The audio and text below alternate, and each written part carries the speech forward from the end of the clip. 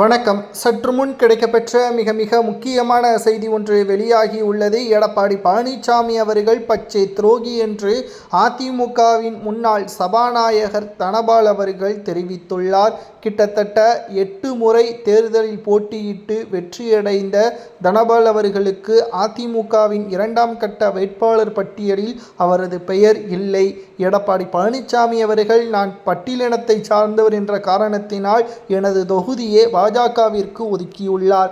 பாஜகவிற்கு ஒதுக்கி அந்த இடத்தை பாஜகவின் தொகுதியாக, கோட்டையாக மாற்ற வேண்டும் என்பது அவர்களது எண்ணம். ஆனால் அதற்கு எடப்பாடி இந்த தொகுதியை கொடுத்து அவமானப்படுத்திவிட்டார்.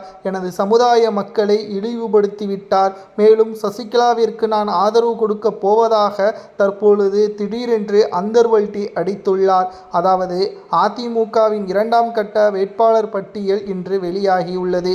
அதிலும் தனபால் அவர்களது பெயர் இடம்பெறும் என்று எதிர்பார்க்கப்பட்ட நிலையில் அவரது பெயர் இடம்பெறவில்லை. 1977ஆம் ஆண்டு முதல் 8 முறை தேர்தலில் போட்டியிட்டுள்ளார். அவர் 1989இல் மட்டுமே தோல்வியை சந்தித்தார். கிட்டத்தட்ட இப்பொழுதும் கூட அவர் எம்எல்ஏவாகத்தான் உள்ளார். அவிநாசி தொகுதி பாஜகவிற்கு ஒதுக்கப்பட்டது மிகப்பெரிய அளவில் அதிர்ச்சி அடைந்துள்ளார். மேலும் அந்த தொகுதி பாஜகவிற்கு ஒதுக்கப்பட்டுள்ளது. பாஜகவின் வேட்பாளர் யார் தெரியுமா? எல். முருகன் தான். ஏற்கனவே அவர் எம்பியாக செயல்படுகிறார்.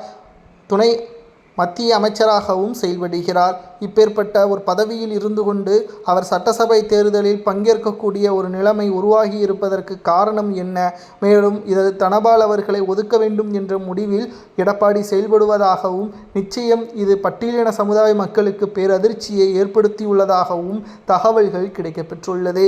மேலும் தனபால் அவர்கள் சசிகலாவிற்கு ஆதரவுகளை தெரிவிக்க வேண்டும் என்று அவரது ஆதரவாளர்கள் தெரிவித்துள்ளார்கள். எடப்பாடி பழனிசாமி அவர்கள் பச்சை துரோகி பணத்தை பெற்றுக்கொண்டு எடப்பாடி பழனிசாமி அவர்கள் அவிநாசி தொகுதியை பாஜகவிற்கு தாரை வாகி கொடுத்துவிட்டார் என்றும், நிச்சயம் எடப்பாடி பழனிசாமியின் தலைமை சரியில்லை.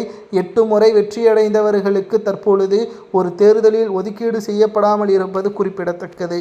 மேலும் தனபால் அவர்களை ஜெயலலிதா அவர்கள் தனது நட்பு பட்டியலில் வைத்திருக்கக்கூடியவரும் முக்கியமான நபர் என்பதும் குறிப்பிடத்தக்கது.